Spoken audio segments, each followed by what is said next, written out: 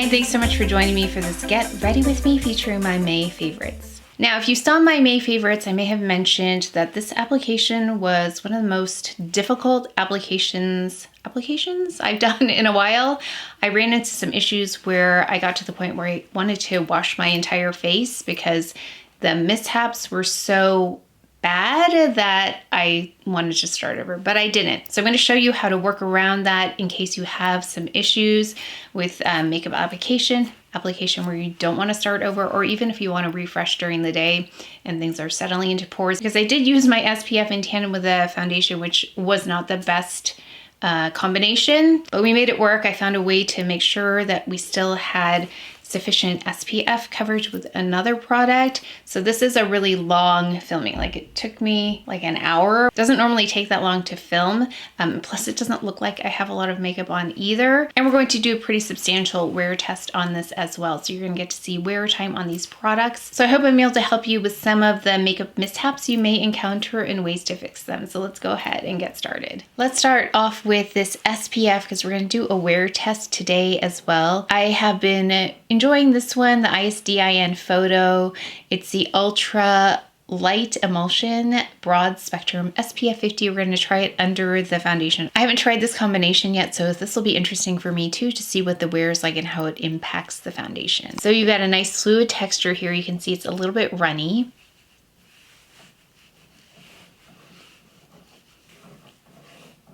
Do you hear that? We have a little bit of housework happening on the exterior right now, so there's some scraping here. So if you hear that, that's what it is. I'll try and edit out anything excessive though. Now this does have a nice dry down, but it takes a moment, so it's still kind of like slippery initially. You can see here it doesn't leave that white cast. I did go in with this under my moisturizer, the 24 karat gold serum by CHANTECAILLE. It's their new product, and I love it because it has vitamin C in it. Okay, it's been about 5 minutes. I just wanted to let that kind of settle in so I can go ahead with the rest of my makeup. But I'm going to go in with the Beige ILLUMINATRICE just in the center because I know my skin and I know that it can tend to get more oily as time goes on, and we're going to be able to wear test this for not quite 12 hours, but we do have dinner plans. It's still the morning. It's around 9:45 in the morning. So I haven't tried this combo of sunscreen and foundation, so we're gonna try this together. So it'll be a nice wear test as well.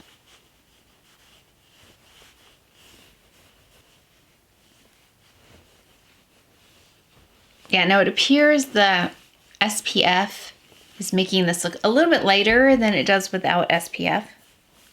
This is taking a little bit more work. It's sliding around a little on the SPF. Yeah, you don't usually see foundation gathering on me. I'm seeing that a little bit here. I'm filming a vlog today and doing some unboxing. So it'll be a busy day, but mostly at home. I think we have reservations for dinner at 6-ish. tonight, so before we even go out, it'll be 8 hours before we even go out to dinner. Oh yeah, I should get a good 10 hours at least for you. I'm gonna go in with this OLEHENRIKSEN. It just helps me cut down on the amount of concealer I need, and it's a little bit more natural looking. Going with a little extra coverage. This is the Salt and Stone tinted SPF, just in case. This is the ChloeDepot concealer in Mocha. If you want to see how the foundation looks without SPF, then you can see the video where I tried on, was it the last video? Might be the previous video to this. So I try it on without SPF. It looks really beautiful on the skin. So it definitely is behaving differently. So we're gonna see if we can manage this today. Just the smallest bit of the Chanel Eye Concealer, number 71.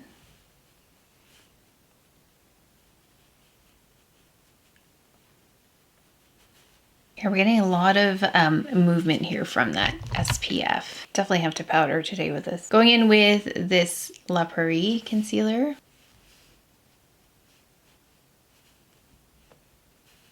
And because we're getting so much movement here, I'm gonna powder twice. We're gonna go in with this ChloeDepot translucent powder first to set, because that'll help me press that product in there and really get it to not move around so much.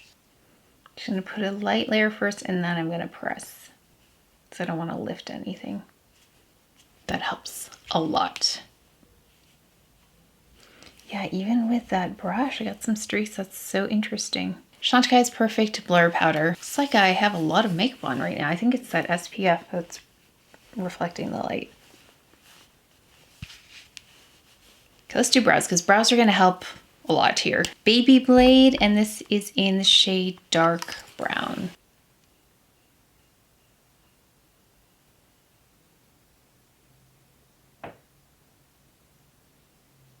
Okay, and this time I'm gonna go in with the DIOR Show Onset Brow, just because I wanna give a little bit more volume here on this side, and then just kind of tie everything together.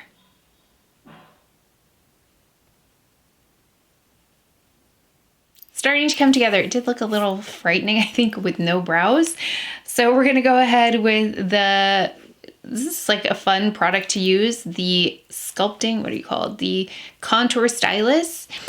And this is in the shade Marble by Victoria Beckham. And I love how easy this is to use and how blendable it is. And I love the result. It's as natural as you can get with contour. I don't think contour is the most natural kind of look, but with this, it is as natural as I've seen, on me at least. Went a little bit too far up there, but we can fix it.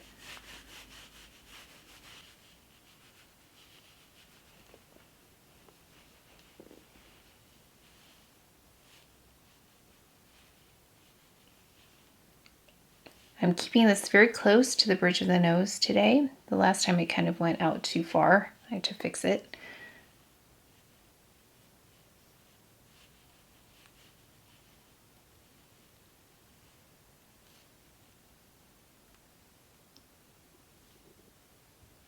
Okay, we had a rare mishap here. You're gonna get to see how I fix this, because I feel like this does happen in the real world, and I think we're having an interaction with the SPF. So I tried to go in and fix that concealer because it moved a little bit. I powdered and it just got like very textury.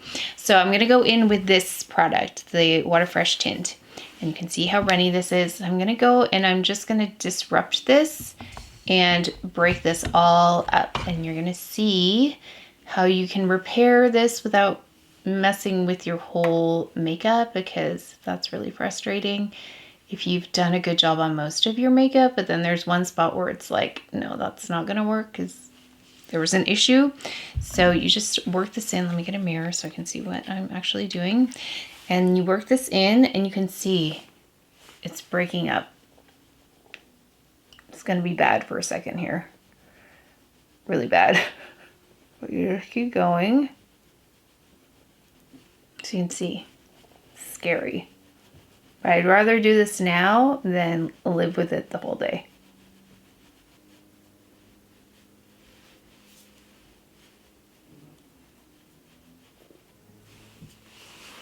Just in case, we're gonna go in with a little bit of this stick again, the Salt and Stone. So I know this isn't super hydrating.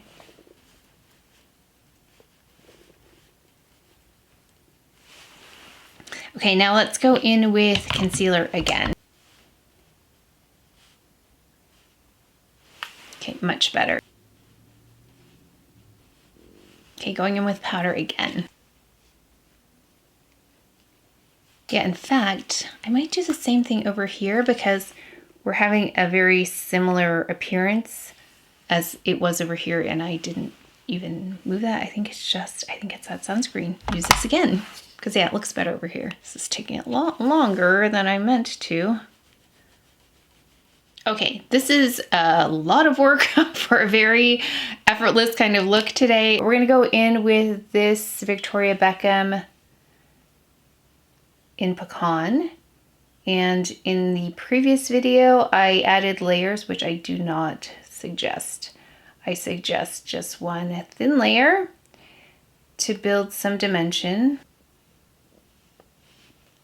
Gonna go into a little bit of matte shadow just because I want to perfect that a little bit more in case there's a little bit of patchiness with this shade right here. And I have a reference number 27. That's what I love that matte palette for, because you can pull just the shades you need. You can put a whole look together if you want, but in this case, I'm just using the one to kind of help me along here with this one.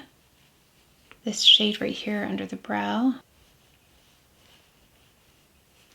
And then let's go in with Ash by Victoria Beckham.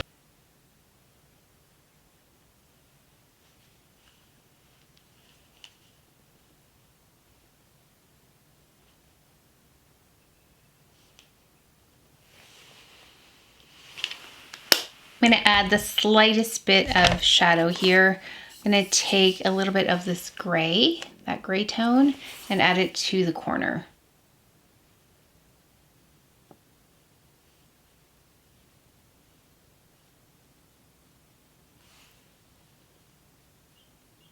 For my lid color and just a little bit of glow, the Chantecaille in Stella, the Real Glow highlighter. So you can see the glow there. It's just gonna help me blend everything nicely together. I'm gonna repeat that on the other side and add some mascara. Finally coming together. A little touch and go there with this section, and we're still gonna have to watch that, see how that does over time, but I definitely had to work for this part right there. But I mean, it was at the point where I was tempted to just wash my entire face. It was that bad. I think we're okay right now. So let's go ahead, going ahead with Trench. This is my fun trick, and we're gonna see, again, longevity of this, where I just use this under the lash line here to kind of work as a concealer that's not gonna move, because it has a lot of staying power. But let's see really how long we can get this to last. Oh, I haven't put the Clé de Peau yet. Using this blush by ESUM. Let's take, I liked both of these shades here. Maybe we'll use both, let's see. I like the brightness of this, but I also liked the very muted tone there. It even looks super cool here. Let's go in with that one first, because we can brighten up after that. Mini Kabuki is good. You could see it's powdery there. The Mini Kabuki though is nice for this size of blush, because that way you're not mixing them on accident. And then I'm just gonna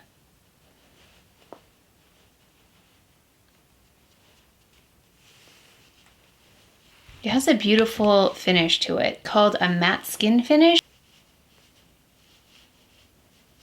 Okay, let's now take a little bit of the brighter pink. This one with a little bit more warmth in it, and let's add that as a pop of color.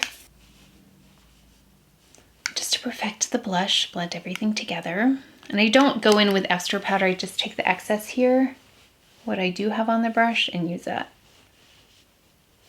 Noticing my forehead's a little in need of a little blending, so I'm going to take the bronzer now, and I'm going to just help that. This is Sirena. So I'm going to take this bronzer because I noticed my forehead needs a little help there. I think, again, the sunscreen is interfering here. But I'm just going to take this and help blend a little bit better. I found if I don't go across, it doesn't leave as much of a distinct line, but I'm just kind of feathering it out here from my forehead down. So just turning the brush like this, just because we're here. Oh yeah, let's go down the bridge of the nose with the highlighter. I'm taking the brush and just going inward. Buff the edges out, but I don't want to make it any wider. So going in and in. Okay, and then let's go in with the lip. I'm gonna use this Chantecaille in Freesia, which is beautiful. Okay, so going in with highlighter, I added way too much last time. So we're gonna just add a little this time. It's a lot last time. Let's go in with the lip first. So we've got Freesia here, Chantecaille.